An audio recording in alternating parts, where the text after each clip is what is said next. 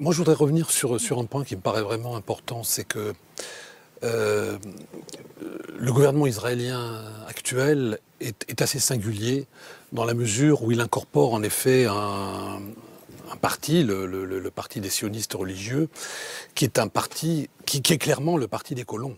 C'est ça la grande nouveauté en effet, c'est-à-dire que ça n'est plus le sionisme religieux des années 70 qui était encore à l'époque, enfin il a commencé à changer dans les années 70, mais qui était finalement assez centriste politiquement en réalité. Les sionistes religieux n'ont pas toujours été comme ça, c'est ça que je veux dire. Bien sûr. Ce qui est frappant, c'est qu'il y a une évolution chez eux. Et il y a une évolution qui s'est faite finalement dans ce que j'appellerais un petit peu la politisation du messianisme. C'est-à-dire qu'ils croient, dur comme fer, qu'en réalité, ce qu'ils font n'est pas uniquement politique, mais que ça a une dimension religieuse. Ouais. C'est-à-dire qu'il y a une sorte d'impératif, je dirais catégorique, religieux, de s'installer dans ce qu'ils appellent la Judée-Samarie. Donc ils ne font pas juste un geste politique, ils y vont parce qu'ils pensent que ça va accélérer la fin des temps et donc la venue du Messie, ultimement. D'où le projet aussi qu'ils ont, et dont ils ne font pas mystère d'ailleurs en réalité, de construire le troisième temple. Il est décrit dans beaucoup d'endroits qu'il y aura une guerre terrible, très grande guerre. C'est marqué à la fin de Zacharie 13 que 2 tiers du monde disparaîtront durant. En tout cas, les textes parlent de 2 tiers du monde qui vont disparaître. Durant ces guerres, il semblerait qu'Israël n'est pas mêlé.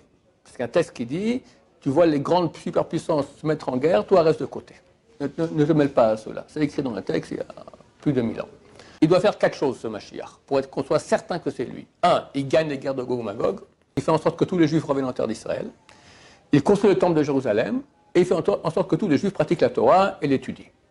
On précise que ça veut dire quoi, construire le troisième temple pour eux? Ça voudrait dire qu'à terme, les mosquées seraient, enfin la mosquée Al-Aqsa et le Dôme du Rocher, qui n'est pas une mosquée stricto sensu, seraient détruites et qu'on reconstruirait le troisième temple. Donc il faut bien comprendre qu'on est dans ce type de logique. Et j'ajouterais une chose. Ça me rappelle un mot de Gershom Scholem, qui était un grand intellectuel d'origine allemande qui s'est installé en Palestine dès 1922-23, donc bien avant, avant la création de l'État d'Israël. Avant le nazisme même, parce qu'il pensait que c'était ce qu'il fallait faire. Et lui a toujours dit que le grand risque pour le sionisme, c'était le messianisme. Qu'il fallait surtout neutraliser le plus possible la question du messianisme. Et ben c'est exactement l'inverse qui se passe. C'est les messianistes qui sont au pouvoir en fait, et qui évidemment se fichent complètement du droit des Palestiniens, qui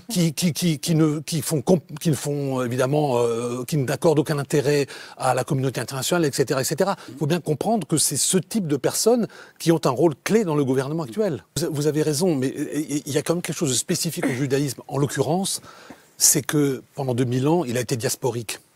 Donc il a été aterritorial. La nouveauté, c'est qu'avec le sionisme, il a rencontré de nouveau, il y avait même un hebdomadaire sioniste qui s'appelait à un moment en France « La Terre retrouvée ». Il a retrouvé la Terre.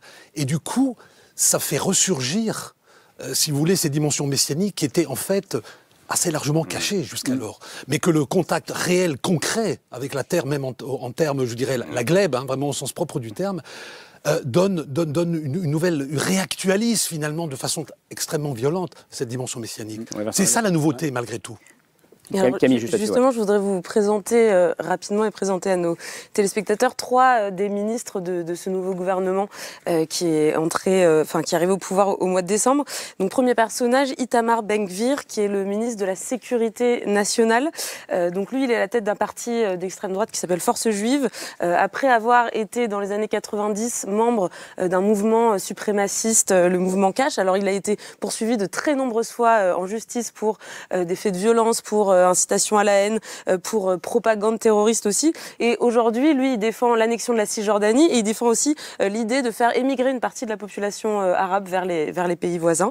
Deuxième personnage qu'on peut citer, c'est le nouveau ministre des Finances. Lui s'appelle Bezalel Smotrich. Il est lui aussi à la tête d'une formation d'extrême droite. C'est le parti que vous évoquiez à l'instant, le parti du sionisme religieux. Alors, il n'y a pas très longtemps, et c'est exactement ce que vous nous disiez, lui, il rêvait de faire d'Israël un pays qui serait gouverné par la loi de de la Torah.